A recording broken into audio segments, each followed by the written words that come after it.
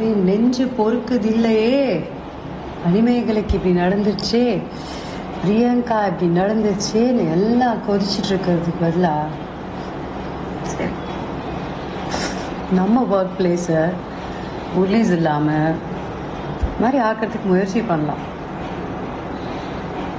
விஜய் டிவியில் இந்த மாதிரி காம்படிஷன்ஸில் இருக்கிறவங்க ரொம்ப சாதாரணம் தான் இந்த மாதிரி நடக்கிறது.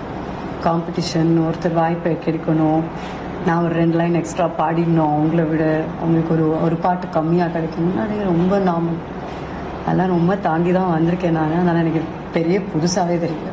பாவம் மணிமேகலை கொஞ்சம் சென்சிட்டிவாக இருந்திருக்காங்க போல், அவங்களால பேர் பண்ண முடியலையோ எனக்கு தெரியல. I don't know the other side of the story and I don't know both of them personally, so I'm just an audience like you all. So, அவ்வளோதான்.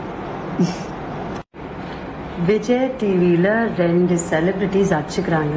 அவங்களுக்குள்ளே ஏதோ ஏன் வேலையை பண்ண விடலை அந்த மாதிரி ஏதோ self respect fight. Okay fine, செம்ம வைரல் ஆயிடுச்சு, எல்லோரும் ரிலேட் பண்ணுறீங்க, ஏன் வேலையிலையும் இப்படி தான் நடக்குது இப்படிலாம் சொல்கிறீங்க.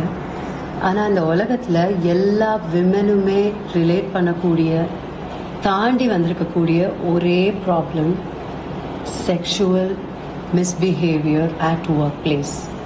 அது ரிலேட்டபிளாகவே தோணலையா? ஒரு பொண்ணு தனக்கு ஒரு செக்ஷுவல் ஆஃபென்ஸ் நடந்திருக்குன்னு சொல்லும்போது அது கொடி தூக்க மாட்டேங்கிறீங்க, அந்த பொண்ணை வைரல் ஆக்க மாட்டேங்கிறீங்க. இதை விட ரிலேட்டபிளாக என்ன தேவைப்படுது நமக்கு? Both women and men, I think we can do better as humans while dealing with victims who come out with their sexual offense stories.